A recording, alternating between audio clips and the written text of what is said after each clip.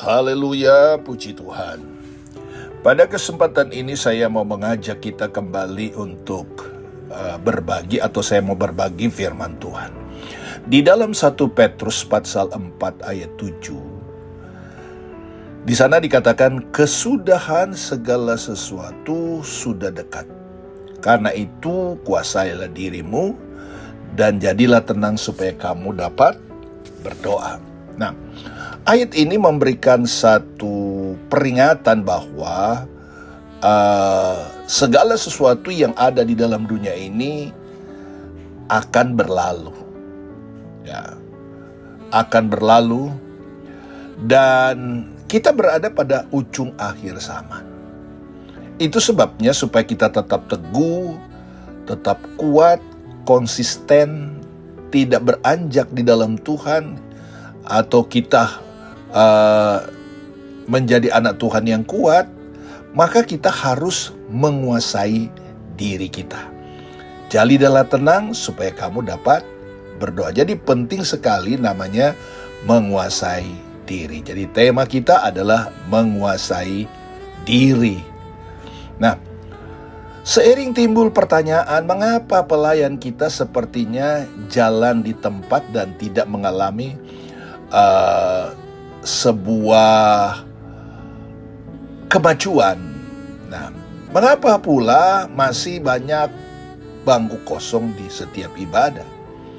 Jawabannya adalah karena jam doa kita masih kurang, atau kita sama sekali tidak berdoa. Nah, saudara-saudara, inilah yang dilakukan oleh Yesus. Kalau saudara membaca di dalam Markus pasal 1 ayat 35, pagi-pagi benar waktu hari masih gelap, ia bangun dan pergi keluar. Ia pergi ke tempat yang sunyi dan berdoa di sana. Jadi doa itu adalah amat sangat penting sekali. Nah, doa yang menikmati hadirat Allah ketika dia dapat menguasai diri. Ya. Salah satunya adalah saudara supaya tenang gitu loh. Pikirannya tenang, ya. Sehingga dia dapat fokus di dalam doanya. Ya. Ya, inilah yang dilakukan oleh Yesus. Ya, dia pagi-pagi. Ya, siapa Yesus? Yesus adalah anak Allah. Tapi dia ingin mengajarkan, memberikan contoh bahwa betapa penting sekali doa itu sebelum beraktivitas. Ataupun apapun yang kita hadapi, kita harus berdoa, mengandalkan Tuhan, menguasai diri. Di dalam Lukas pasal 6 ayat 12 juga dicatat, pada waktu itu pergilah Yesus ke bukit untuk berdoa, dan semalam-malaman ia berdoa kepada Allah. Ya, berdoa adalah bagian terpenting dalam kehidupan Yesus. Itu sebabnya karena doa adalah bagian yang terpenting dalam kehidupan Yesus, maka dia konsisten. Dia menguasai diri. Dia mau jadi tenang untuk dia menyampaikan doa kepada Allah Bapa. Itu sebabnya saudara, pelayan Yesus membawa dampak yang luar biasa bagi dunia. Kekaribannya dan Bapa adalah kunci terbesar keberhasilan pelayanan Yesus. Maka sesibuk dan sepadat apapun aktivitas pelayanan kita, mari kita meneladani Tuhan Yesus yang selalu menyediakan waktu untuk berdoa. Ya, ada waktu untuk berdoa. Dan dia memiliki roh yang luar biasa, dan hidupnya berdampak meski berada di negeri pembuangan, atau kita tahu bersama Babel.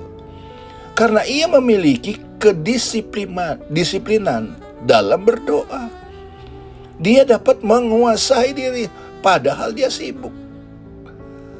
Tercatat dalam kitab Daniel pasal yang ke-6 ayat 11, dalam kamar atasnya ada tingkap-tingkap yang terbuka ke arah Yerusalem. 3 kali sehari ia berlutut, berdoa serta memuji Allah seperti yang biasa dilakukannya. Artinya saudara, Daniel punya kebiasaan yang luar biasa.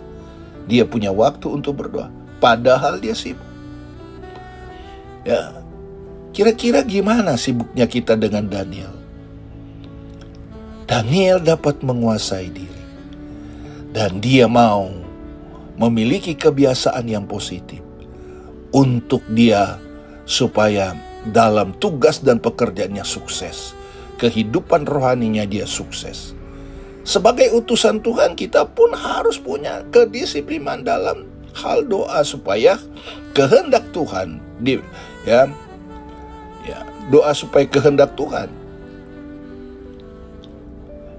dipaksakan untuk terjadi di dalam segala aspek kehidupan kita. Nah, kita pun harus percaya bahwa Tuhan akan memakai kita untuk memaksakan kehendaknya tersebut. Dalam Yesaya pasal 14 ayat 24. Sesungguhnya seperti yang kumaksud demikianlah akan terjadi, dan seperti yang kurancang demikian akan terlaksana. Jadi kita tidak akan menjadi utusan yang berkenan di hati. Ya, kita tidak akan menjadi utusan yang berkenan di hati Tuhan dan mengalami kemunduran dalam pelayanan jika kita tidak mau membayar harga, yaitu menyediakan waktu bersekutu dengan Tuhan secara intensif.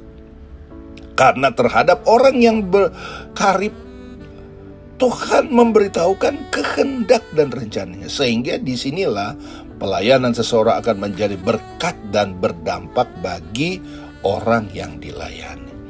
Jadi saudara-saudara dalam kasih Tuhan, mari saudara kita mau memiliki pribadi yang tenang, sehingga kita sebagai anak Tuhan tidak hanya sekedar anak Tuhan, tetapi menjadi anak Tuhan yang senang berdoa.